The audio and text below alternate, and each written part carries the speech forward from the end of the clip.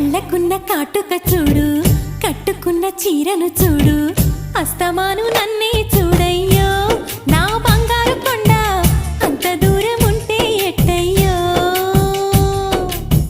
చెవులకున్న దుద్దులు చూసా, ముక్కుకున్న ముక్కెర చూసా, చూడమన్నవన్నీ చూశానే. నా పువ్వుల దండ చూపకుండా ఎన్నో దాచావే.